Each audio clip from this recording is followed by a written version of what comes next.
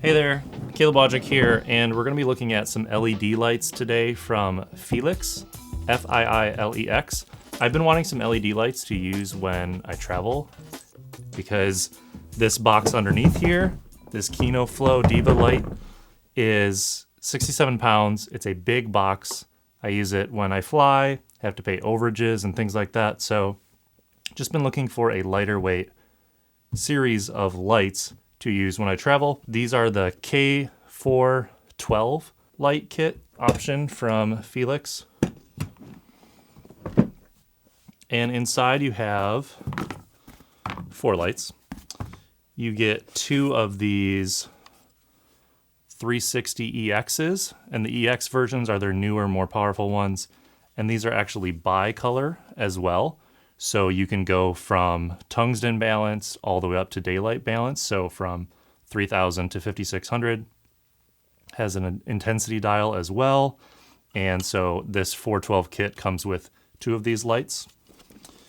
And it also has barn doors that come with it as well, which are great for flagging off the light if you need to not have it be hitting in a certain spot.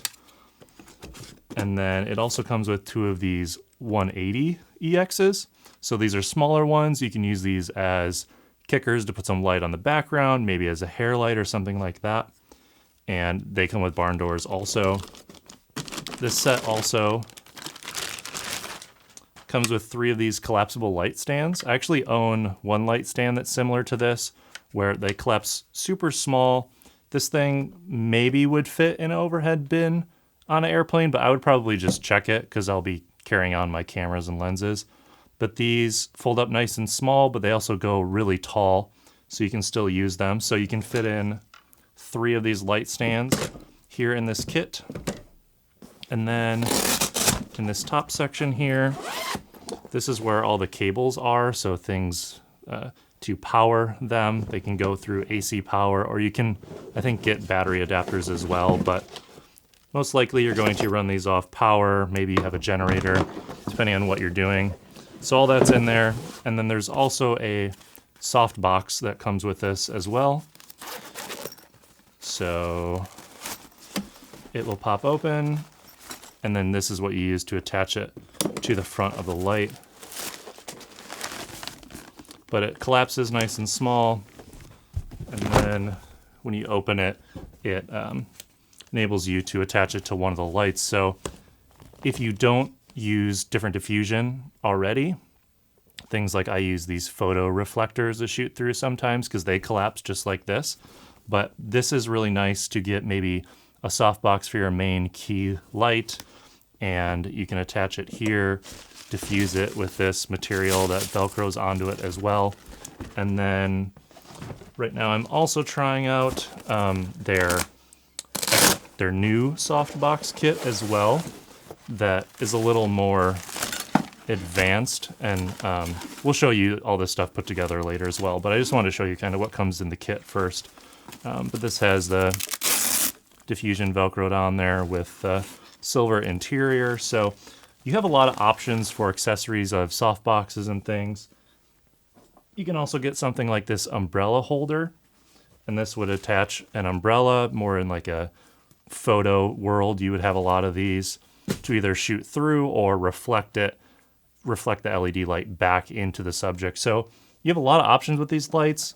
So next we're going to put some of them together, show you what kind of light comes out of them, and maybe do some comparisons between these and the other lights I have.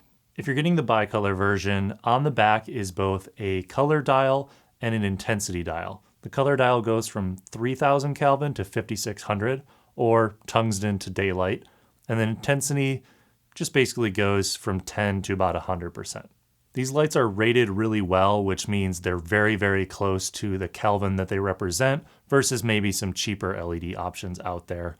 And I love the versatility of being able to go from low intensity all the way to high intensity, or to switch from tungsten to daylight.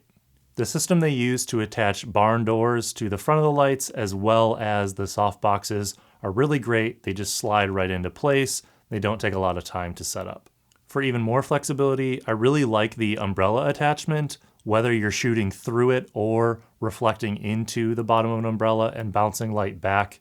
You can do this with white umbrella, silver, gold, whatever you need for either photo or video. This K412 kit also comes with a cold shoe adapter, which allows you to mount one of the lights on top of a camera or something else that has a hot shoe.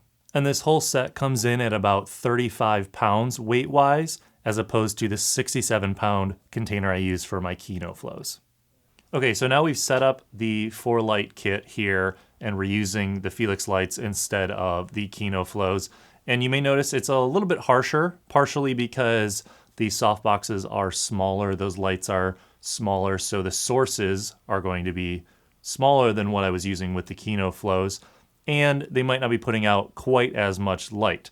So with this setup here, we took where one Kino-Flo was for my key light, and I put both of the 360 EXs, and I used each of the different softboxes. So we have the newer one with the red lining around the outside, which is much sturdier. It has actual metal parts to the edges, and it's just sturdier overall. And then the cheap softbox is a little bit further away from the camera that you might be looking at right now. And that one is a little bit flimsy, but even the sales rep said, you know, it's a free softbox. It's not anything fancy. If you want to build out the different softboxes, definitely get these newer ones with a red band. So where the key light was for the Kino-Flo, we put 2 of those there, and the quality of light is really good. It's consistent, and they are fairly powerful. Just have them stop down with these softboxes. And then on the other side, where I just used to have a Kino-Flo pointed towards the wall there, I put 2 of the 180s pointing against this home theater projector screen that is just bouncing a light into the room. I could have bounced them towards the ceiling, something like that. It's just adding more ambience to the room, bringing up the light level as much as possible. And also I'm trying to limit the number of shadows I'm getting on the shelf behind me, because I want to have just one big key, and you can even see it, the books here, you're seeing kind of double shadows because we're using 2 soft boxes. So I want to take this a step further and actually try to make this look as best as possible, not just try to recreate the 2 light setup with the Kino-Flos. So we're going to now cut, and we'll come back with hopefully it looking a little better. Okay, now we've tweaked the setup a little bit. We've brought in a reflector here to shoot 2 of the 360 EXs through. So I'm using this as a big key light, just like I would one of my Kino-Flos. It's nice and soft. You can see the shadows on my face and on the background are nice and soft, have soft edges there. They're not doubled like if you use multiple soft boxes. What else? I'm getting a nice eye light as well from having one main key source. And then I'm using another light, one of the 180s, to just bounce into the room, just up against the white ceiling, bring in more light. It's actually providing more light than when I was bouncing against the wall behind. So one of those up there. And then what we also did is we put one of the lights behind me to use as a hair light to separate me from the background a little bit. We turned it down to tungsten, so it's not as cold or as blue of light, but it's a little bit yellower. And if I had hair, it'd be a nice hair light hitting the side of my face and top of my head there and separating me a little bit. So on the stand, it wasn't really behind me far enough, so lucky to have shelves.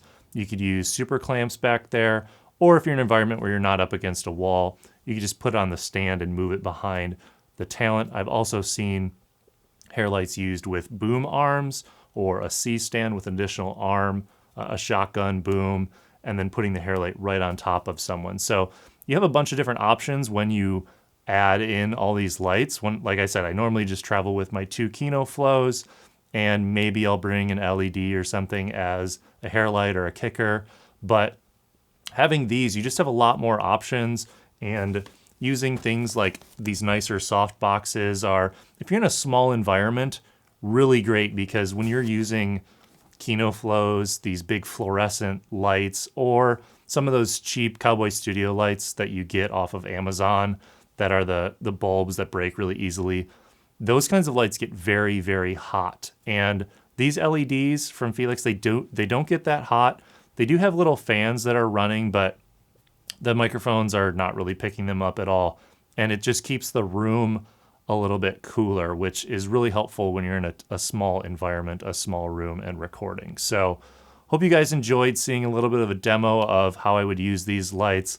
Really the only accessories extra that I used in this setup was this photography reflector, which is like $25.